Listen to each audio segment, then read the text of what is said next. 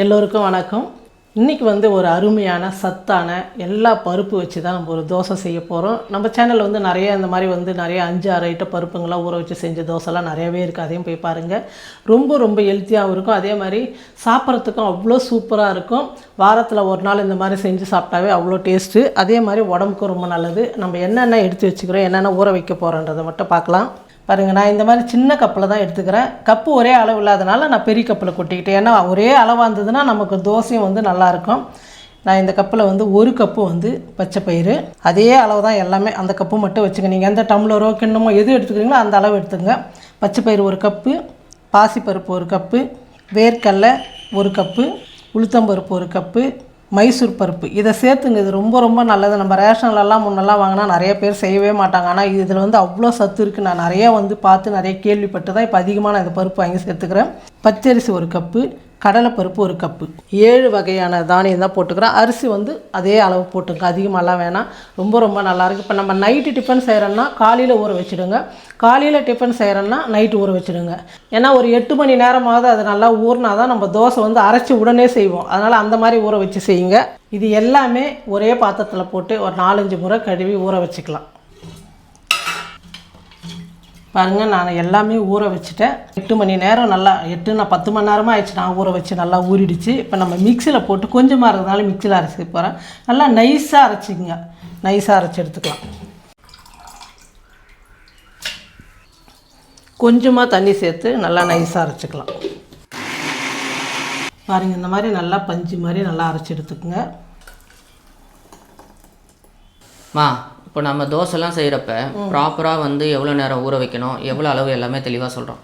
ஆனால் ஒரு சில பேர் வந்து கமெண்ட்டில் வந்து நீங்கள் சொல்லவே இல்லையே அப்படின்லாம் கேட்குறாங்க. அதுதான் நான் ஒரு வீடியோவில் சொல்லியிருப்பேன்.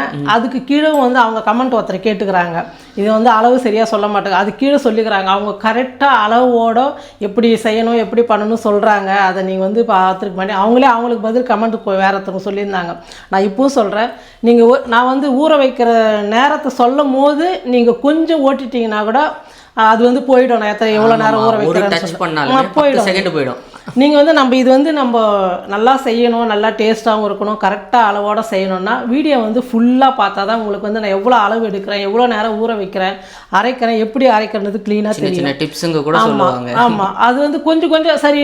அதாவது ரொம்ப நேரம் வீடியோ இருக்குன்னு கொஞ்சம் லைட்டாக ஓட்டினா கூட உங்களுக்கு அந்த சின்ன வார்த்தைங்கள்லாம் போயிடும். அதனால் வந்து அப்போதான் நிறைய பேர் உப்பு சேர்க்குற நேரத்தில் உப்பு போடல அப்படின்னுவாங்க. அதனால் வந்து வீடியோ வந்து நீங்கள் செய்ய போகிறீங்கன்னா அந்த வீடியோ வந்து நல்லா நீட்டாக பாருங்கள். பார்க்கும்போது உங்களுக்கு வந்து க்ளீனாக புரியும். நீங்கள் செய்யறதுக்கும் வசதியாக இருக்கும். ஓட்டாமல் பாருங்கள். நான் உங்களுக்கு ஒரு இது அட்வைஸ் இல்லை. இது எந்த வீடியோ வந்தாலும் ஃபுல்லாக பாருங்கள். அப்போ தான் வந்து எங்களுக்கும் செய்கிறவங்களுக்கும் ஒரு சந்தோஷம். அதே மாதிரி நீங்களும் வந்து செய்யறதுக்கு வசதியாக இருக்கும். ஃபுல்லாக பாருங்கள். அளவு மாறாமல் செஞ்சால் தான் பர்ஃபெக்டாக கிடைக்கணும் ரிசல்ட். முடிஞ்சதுமா? அரைச்சாச்சு. நான் எதுக்கு இவ்வளோ சின்ன கப்பில் போடுறேன் தெரியுமாடா? ஒரு டைம் மட்டும் சாப்பிட்றதுக்கு. ஒரே டைம் இல்லை. நம்ம வீட்டில் வந்து அதிகமாக சிறுதானியனாவே சரிங்க 1-2க்கு மேலே சாப்பிட மாட்டாங்களா? அதனால் இது வந்து பருப்பு வகை. மறுபடியும் வச்சுக்கின்னு 2 நாள் செய்யணுன்னா கொஞ்சம் இதுவாக இருக்கும். அதனால் கம்மியாக போடும். இதுவே பாருங்கள், இப்போ பிரியா வந்து நல்லா எப்படி தான் இந்த அளவுக்கு நம்ம பிரியா மாறிச்சுனே தெரில. இந்த மாதிரி சத்தானதெல்லாம் அதுக்கு முன்னே சாப்பிடாது. இப்போல்லாம் வந்து எனக்கு மட்டும் கொடுமா, நான் சாப்பிட்றேன் அப்படின்னு. ஏன்னா அவங்க பையனுக்கு நல்லா பால் ஊறணும், நல்லா இருக்கணும் குழந்தைன்றதுனால நம்ம பிரியா எல்லாமே மாற்றிக்கிச்சிங்க. எனக்கே ஷாக்காக இருக்குது. இப்போ வந்து எல்லாம் அரைச்சாச்சு. தேவையான அளவுக்கு உப்பு மட்டும் சேர்த்துட்டு தண்ணி எந்த அளவுக்கு வேணுமோ, இது கரெக்டாக இருந்தால் அப்படியே விட்டுடலாம், இல்லைன்னா தண்ணி சேர்த்துக்கலாம். கரெக்டாக தான் இல்லை, தண்ணி சேர்க்கணுங்களா? கொஞ்சம் லைட்டாக சேர்க்கணும். கொஞ்சம் தண்ணியாக இருந்தால் தான் நல்லா தோசை வந்து நல்லா முறுமுறுன்னு எடுக்கலாம். நீங்கள் பஞ்சு மாதிரி வேணும்னாலும் கொஞ்சம் கனமாக விட்டுக்கலாம். அப்படி இல்லைன்னா மெலிசாக வேணும்னா நல்லா நைஸாக ஊற்றுங்க. தோசை நல்லா வரும். எப்படி ஊற்றினாலும் அந்த மாவு வந்து சூப்பராக வரும். உப்பு போட்டதுக்கப்புறம் ஒரு 2 நிமிஷத்துக்கு வந்து நல்லா கரண்டியில் வந்து நல்லா கலக்குங்க. அப்போ தான் ஒன்றோட ஒன்று நல்லா மிக்ஸ் ஆகும். தோசை வந்து நல்லா வரும்.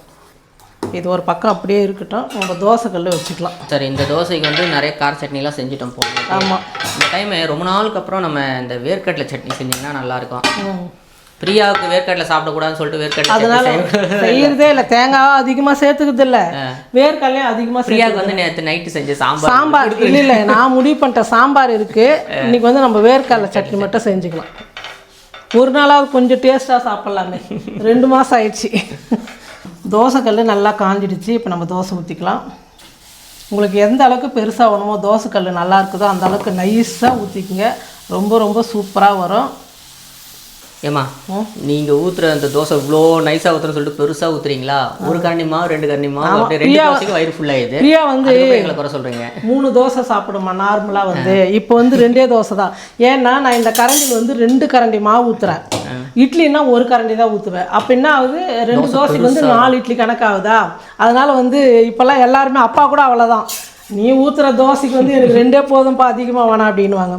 இந்த மாதிரி ஒரு பக்கம் வந்து வெந்த உடனே ஸ்டவ் வந்து குறைச்சி வச்சுடுங்க. நமக்கு நல்லா முறுமுறுன்னு வரணும்னா நீங்கள் ஸ்டவ் ஃபுல்லாக வச்சுட்டிங்கன்னா அடியில் வந்து ரொம்ப கலர் வந்துடும், தீஞ்சு போயிடும். தோசை அந்த முறுமுறுப்பு வராது. நெல்லெண்ணெய் சேர்த்துக்கிறேன். நான் கொஞ்சம் குளிர்ச்சியாக இருக்குன்றதுனால எல்லாத்தையுமே வந்து நெய் கூட அந்த அளவுக்கு சேர்த்துக்க மாட்டேன்.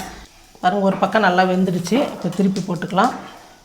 நீங்கள் திருப்பி போடாமல் கூட கம்மியாக வச்சுட்டு கூட ஒரே பக்கமே இது பண்ணிக்கலாம். நல்லா முறுமுறு நல்லா ஒரு தோசை சாப்பிட்றதுக்கு. மசால் தோசை வந்து ஒரு 20 வருஷத்துக்கு முன்னாடிலாம் பார்த்தீங்கன்னா ஹோட்டலில் வந்து சுருட்டி கொடுப்பாங்க. அது வந்து நல்லா அப்படி நம்ம உடைக்கும் போதே நல்லா முறுமுறுன்னு ஒரு தோசை. இப்போ என்ன பண்ணுறாங்கன்னா மசால் தோசை கேட்டாவே நல்லா பேப்பர் மாதிரி ஊற்றிட்டு பெருசாக, ஏன்னா அவங்களுக்கு இலைக்கு பெருசாக வேணுன்றாங்களே தவிர அது சாப்பிட்றது எப்படின்னு சொல்லிட்டு செஞ்சு கொடுக்க மாட்டேங்கிறாங்க. இப்போ ஒரு 3 நாளைக்கு முன்னே கோயிலுக்கு போனாங்க, சாப்பிட்ட தோசை அப்படி தான் இருந்தது. என்னடா இது தோசைலாம் இந்த மாதிரி பண்ணி தராங்க. இப்போ அது அந்த தோசையை சாப்பிட்றதுக்கே இன்னும் எனக்கு பிடிச்சதே வந்து மசால் தோசை. அப்போ சாப்பிட்டு தான் தோணுச்சு. ஆனால் இப்போ வந்து ஹோட்டலுக்கு போனால் மசால் தோசை சாப்பிட்ற எண்ணமே இல்லை. அந்த மாதிரி ஆயிடுச்சு. நம்ம வீட்லேயே அழகாக செஞ்சு தரோம். இப்போ இதுக்கே அந்த உருளைக்கிழங்கு மசாலா இருந்தால் மசால் தோசை தான் இது.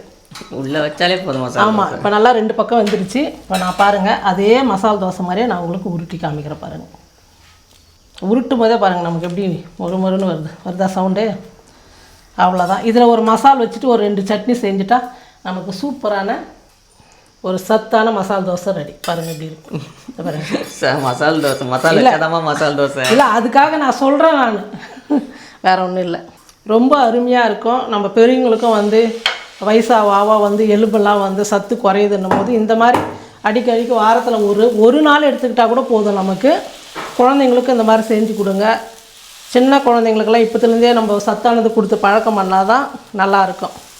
நம்ம பேரப்பெல்லாம் வளர்ந்து வந்தால் வெறும் சாப்பிட்றாங்களோ இல்லையோ ஃபஸ்ட்லேருந்தே பழக்கம் பண்ணிடணும். பிரியாலாம் அதெல்லாம் உன்னுடைய இது, நீ பழக்கம் பண்ணிக்குமா அப்படி. இந்த பழக்கம் பண்ணணும். நம்ம அவங்க சாப்பிட மாட்டேங்கிறாங்கன்னு சொல்லிட்டு அவங்களுக்கு பிடிச்ச மாதிரியே செஞ்சு கொடுத்தா அப்புறம் எப்படி அவங்க வந்து பழகிக்குவாங்க. என் பசங்களை அப்படி தான் நிறையா விஷயம் பழங்க அதெல்லாம் வந்து சாப்பிடலாம் விட்டுறது, அப்புறம் அதை விடாமல் வச்சு பிடிக்கலனாலும் திணிச்சிருக்கணும். ஆமாம், நான் பண்ண தப்பே பண்ணக்கூடாது இல்லை. அதனால் வந்து அதெல்லாம் கொடுக்கணும் இனிமேல். நான் இவங்க சாப்பிட்றாங்களே இல்லையா சுயநலமாகவே நினைக்கலாம். நமக்கு இன்னும் கொஞ்ச நாள் நல்லா இருக்கணும்னா சத்தாக வேணும். முட்டி வலியெல்லாம் வருது இல்லையா இப்போவே அப்படின்றதுனால கொஞ்சம் இந்த மாதிரி தான் நான் கொஞ்சம் அதிகமாக சேர்த்துக்கிறேன். நான் இந்த டிமார்ட்டுக்கு வேற எங்கன்னா போனேன், இதுதான் நிறையா வாங்குவேன். இந்த பருப்பு ஐட்டம், சிறுதானியம் எல்லாம் ஐட்டம். அதுக்கே வீட்டில் எப்போ பாரு வாங்கி ஸ்டோர் பண்ணிக்கிறியாமா அப்படின்வாங்க. இருந்தால் தான் செய்யணும்னு தோணும், இல்லைன்னா கடையில் வாங்கிட்டு வந்து செய்யணுமே அப்படின்னு கொஞ்சம் கேர்லெஸ்ஸாக வந்துடுவோம். நீங்களும் இதே மாதிரி வந்து நான் சொன்ன அளவு மாதிரி தோசை செஞ்சு பாருங்கள். இதுக்கு வந்து வேர்க்கடலை சட்னி தான் செய்ய போகிறேன். இப்போ ரொம்ப ரொம்ப அருமையாக இருக்கும். இல்லை உங்களுக்கு இந்த தோசைக்கு வந்து வேர்க்கடலை சட்னி, தேங்காய் சட்னி பிடிக்கல அப்படின்னா நீங்கள் வந்து கார சட்னி, மசால் குழம்பு எது வேணுமோ உங்கள் விருப்பப்படி நீங்கள் பண்ணிக்கலாம். நான் வந்து வேர்க்கடலை சட்னி தான் இன்றைக்கி செய்ய போகிறேன். வாங்க அந்த சட்னி எப்படி அரைக்குதுன்னு பார்க்கலாம். ரொம்ப ரொம்ப அருமையாக இருக்கும். இதே மாதிரி நீங்களும் சட்னி தோசை செஞ்சு பார்த்துட்டு எப்படி இருக்குன்னு சொல்லிட்டு மறக்காமல் கமெண்ட் பண்ணுங்கள், ஷேர் பண்ணுங்கள். நன்றி. வேர்க்கடலை சட்னி செய்கிறதுக்கு ஒரு கைப்பிடி அளவுக்கு வேர்க்கடலை எடுத்துக்கிட்டேன். வேர்க்கடலையை நல்லா வறுத்து எடுத்துக்கலாம். பாருங்கள், வேர்க்கடலை வந்து நல்லா வறுந்துடுச்சு. இப்போ சூடு ஆறட்டுன்னு தோல் எடுத்துக்கலாம். வேர்க்கடலை வந்து வறுத்தது தோல் எடுத்துக்கிட்டேன். இப்போ மிக்ஸி ஜாரில் சேர்த்துக்கலாம். 3 வரமிளகா, ஒரு 4 பல்லு பூண்டு, கொஞ்சமாக புளி, உப்பு. ரொம்ப சிம்பிளான டக்குன்னு செய்யக்கூடிய வேர்க்கடலை சட்னி தான் நம்ம இப்போ செய்கிறோம். இது வந்து நல்லா நைஸாக அரைச்சி எடுத்துக்கலாம். சட்னி வந்து நல்லா நைஸாக அரைச்சி எடுத்துக்கிட்டேன். இப்போ ஒரு பாத்திரத்தில் மாற்றிக்கலாம். இப்போ சட்னி வந்து தாளிச்சிக்கலாம். 1 ஸ்பூன் எண்ணெய் சேர்த்துக்கிறேன். நம்ம எந்த அளவுக்கு சட்னி இருக்கோ அந்த அளவுக்கு எண்ணெய் வந்து கொஞ்சம் அதிகமாகவும் கம்மியாகவும் சேர்த்துங்க. நான் வந்து கம்மியாக அரைச்சதுனால ஒரே 1 ஸ்பூன் சேர்த்துக்கிறேன். கடுகு, உளுத்தம்பருப்பு, சீரகம், 1 வரமிளகா வந்து 2ஆக கட் பண்ணிக்கிட்டேன். இப்போ அதை சேர்த்துக்கலாம். இப்போ கருவேப்பிலையும் சேர்த்துக்கலாம். இப்போ தாளிச்சதை எடுத்து சட்னியில் சேர்த்துக்கலாம். பாருங்கள், ஒரு அருமையான வேர்க்கடலை சட்னி சிம்பிளாக ஒரு 5 நிமிஷத்தில் செஞ்சுட்டோம். வேர்க்கடலை வறுத்துக்கிட்டால் போதும், சட்னி ரெடி.